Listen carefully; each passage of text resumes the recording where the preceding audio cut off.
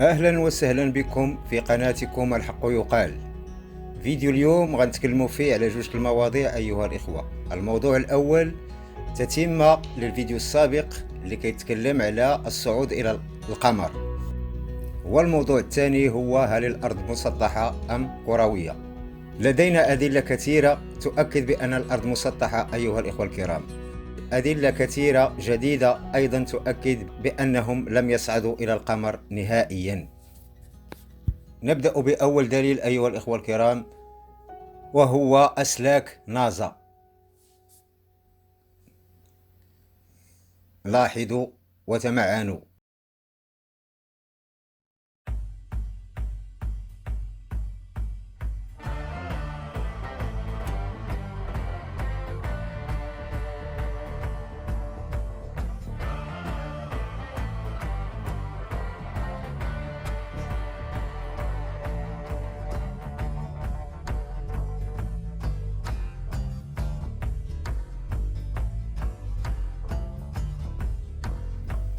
شوفوا ذاك الراجل اللي راني مسكين كي معلقينه من ظهره مسكين وكيلعبوا به.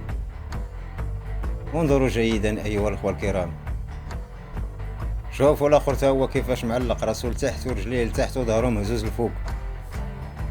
الاسلاك النزويه. كتعرفوا رائد الفضاء الاماراتي هزاق اللي كلشي ناض كيصفق ليه، كيضربوا ليه الرش، كذب عليهم وضحك عليهم وكيضربوا ليه الرش. هل فعلا هزاغ الرائد الإماراتي هل فعلا صعد إلى القمر؟ لنرى هذه الحقيقة. أول دليل على بطلان هذا الصعود هو هذه الصورة التي التقطها هزاغ بنفسه، التقطها من الفضاء كما ترون. انظروا إلى السحاب، إنه قريب جدا إلى عدسة الكاميرا، أليس كذلك؟ هل يعقل أن تكون هذه المركبة مرتفعة على بعد 400 كيلومتر؟ لا يمكن. قد يقول قائل لكن هناك زوم، يعني هزاغ استعمل زوم الكاميرا فالتقط هذه الصورة. أقول له كيف يمكن أن تكون هذه الصورة مأخوذة بزوم ونرى في الجانب العلوي من الصورة جزء من المركبة؟ لو استعمل الزوم لما رأينا جزء من المركبة أيها الأخوة الكرام. إذن الصورة مأخوذة على علو قريب، انتهى الأمر. هزاغ الرائد الإماراتي يطرح عليه سؤال، فانظروا واحكموا بأنفسكم. شاهدت دولة الإمارات من الفضاء؟ كانت تبين النخل، جزيرة النخل من الفضاء، كل رواد الفضاء تشوفون النخل. ماذا؟ أشنو؟ شاهدت دولة الإمارات من الفضاء؟ كانت تبين النخل، جزيرة النخل من الفضاء، كل رواد الفضاء تشوفون النخل. شفتي النخلة؟ شفتي النخلة؟ شفتي النخلة على هذا العلو هذا؟ بانت لك النخلة مقادة وكل شيء بغى يشوفها. يا سلام، عندك نظر خارق أخويا. الأرض كتدور بسرعة فائقة وانت بعيد عليها وشفتي النخلة. يا سلام، ناري على كذبة. هذه هي النخلة التي قصدها في كلامه أيها الأخوة الكرام. تعالوا بنا نرى الرائد السوري الذي صعد قبل هزاغ بسنوات كثيرة، لنراه ماذا قال. ماذا ترى وأنت على هذا الارتفاع الكبير؟ اولا انت قلت انا عم اني ارى جبل الشيخ والسهولة والجبال. صحيح، كنت عم تشوف فيه. هلا هو المشاهدة حتى يكون واقعيين، مشاهدة قلبية. هزاغ يقول لقد رأيت النخلة، يعني شاف النخلة، والطاقم كله شاف النخلة. كيف يمكن لهذا الكلام أن يستقيم؟ هو عربي يقول رأيت النخلة. رائد آخر سوري صعد قبله بسنوات يقول العكس. العربي السوري الثاني يقول العكس، وهذا يزيدنا تأكيدا ويقينا بأنهم لم يصعدوا أصلا. الرائد السوري كما رأيتم يقول رؤية قلبية، رؤية قلبية. وأنا أيضا جالس الآن في بيتي بألمانيا، والله إني لا أرى المغرب رؤية قلبية صراحة. أرى جميع الأماكن التي كنت فيها رؤية قلبية. أنت صعدت إلى الأعلى وتقول رؤية قلبية، والعربي الآخر صديقك الآخر يقول رأيت النخلة والطاقم كله رآها. هل تضحكون على عقولنا أم ماذا يا أعراض؟ Is that the Earth is a closed system. We cannot leave the Earth. There's no place to go. إذن أيها الإخوة الكرام، الصعود إلى القمر كلام فارغ. والآن دعونا نرى كروية الأرض التي هي كذب في كذب في كذب.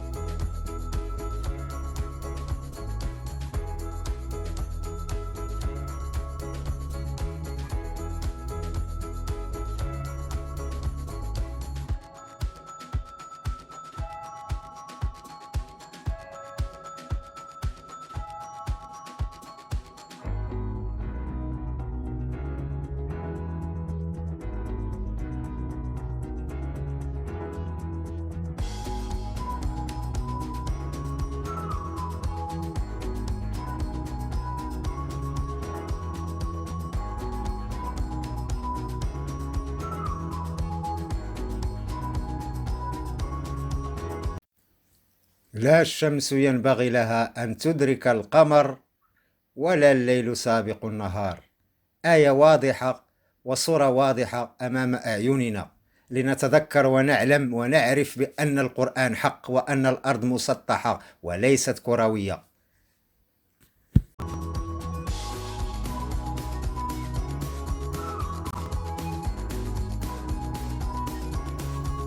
والآن لا يمكن لأي بشر أن يتكلم أمام هذا الفيديو. Cette vidéo est basée sur les observations de pilotes de vols internationaux actuellement en opération.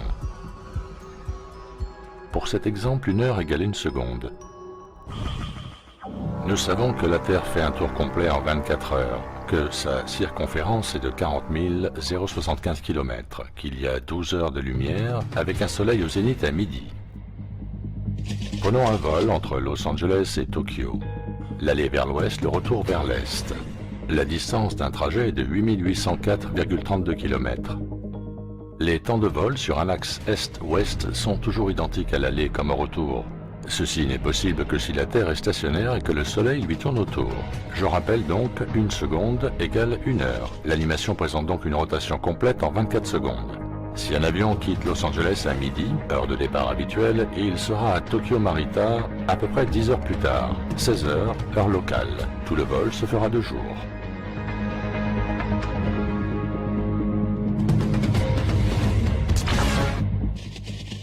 Distance du vol 8804,32 km, vitesse moyenne 880 km/h, arrivée à 16 heures, heure locale, durée du vol 10 heures.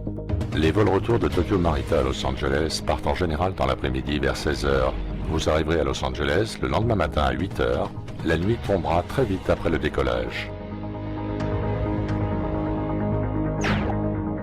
Distance de vol 8804,32 km, vitesse moyenne 880 km/h, arrivée 8 heures heure locale, durée du vol 10 heures.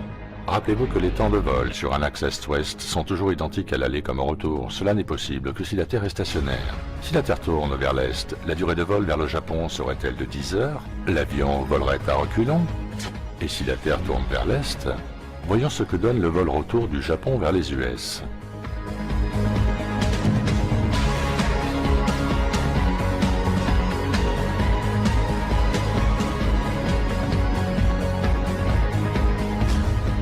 Distance de vol 24 000 km, vitesse de l'avion 2400 km/h, arrivée 16 heures heure locale, durée du vol 10 heures.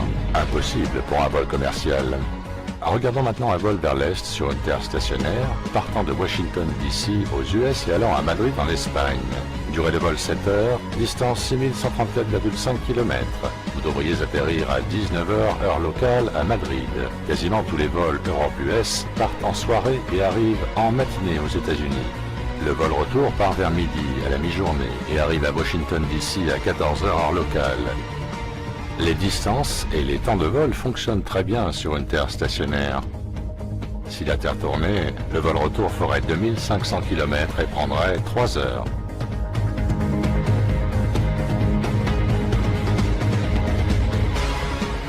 Donc vous persistez. La Terre tourne vers l'Est. Ok, 2 avions, l'un partant vers l'Est, l'autre partant vers l'Ouest.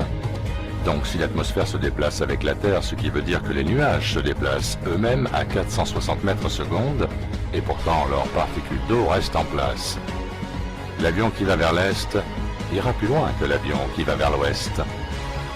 On nous dit que l'atmosphère et ses nuages se déplacent avec la Terre et que ceci n'affecte pas la distance parcourue par les avions. Jamais. La Terre n'est pas une toupie. Vous avez été conditionné, programmé. Réveillez-vous.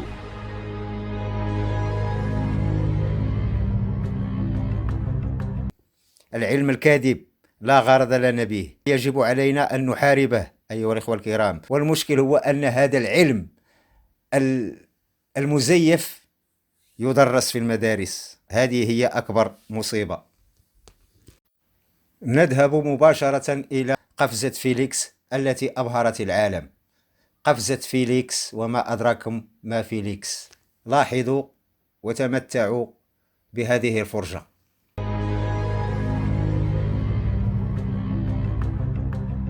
Considérons maintenant le plongeon de l'Australien Felix Baumgartner dans le vide dans le cadre du projet Red Bull Stratos.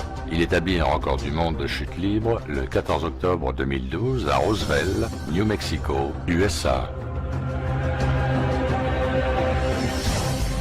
L'ascension au ballon de Baumgartner prit à peu près 3 heures pour atteindre 39 km dans la stratosphère au-dessus du Nouveau-Mexique. À l'équateur, la Terre tourne à une vitesse de 460 mètres secondes, soit 1674 km/h.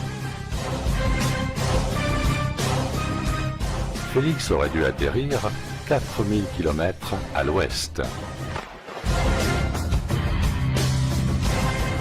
Où a-t-il atterri? À 70,5 km à l'est.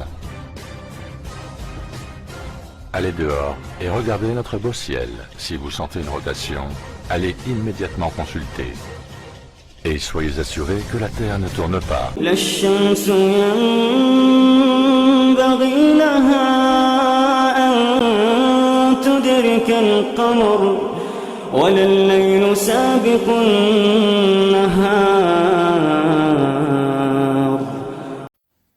ويقول القرآن: وهو الذي مد الأرض وجعل فيها رواسي وأنهارا. سورة الرعد. مد، ممدودة وليست كروية. أفلا يعقلون؟ معرفة والعلم هم القوة، والذي يمتلك العلم يمتلك القوة. يدعون أنهم يعلمون الناس، ولكن ذلك ليس إلا برنامجا مخفف لمنع عقولنا من الوصول إلى إمكانياتها الفعلية.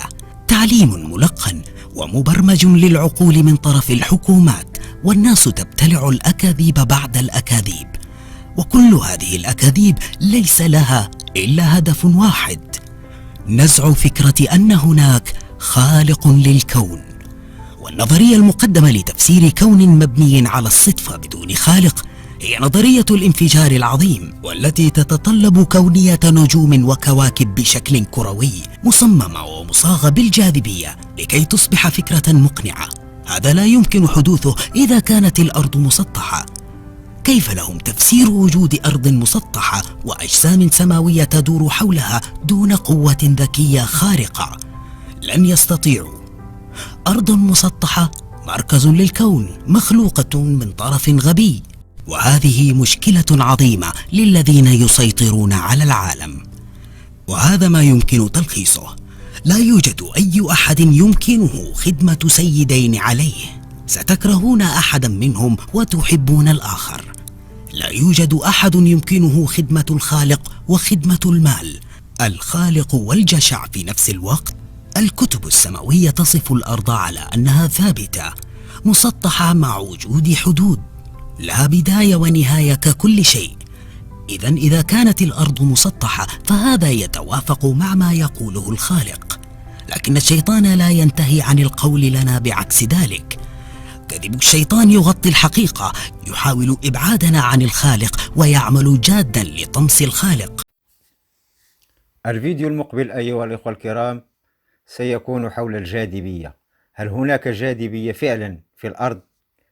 هذا كلام فارغ، وهذا هو ما سنراه في الفيديو المقبل إن شاء الله، بأدلة علمية قرآنية، بأدلة علمية ترى ويمكن لأي إنسان أن يجربها، وبآيات قرآنية كذلك. سلام عليكم.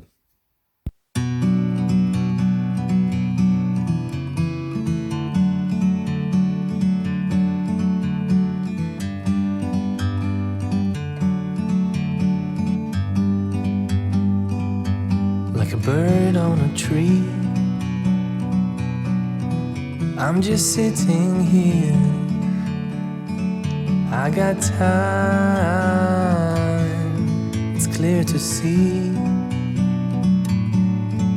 From up here, the world seems small. We can sit together. It's so beautiful, you and me. We meant to be in the great outdoors, forever free.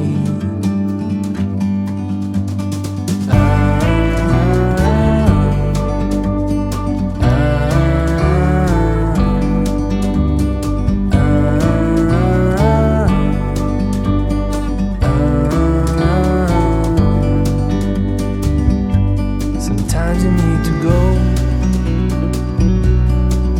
and take a step back to see the truth around you. From a distance you can tell.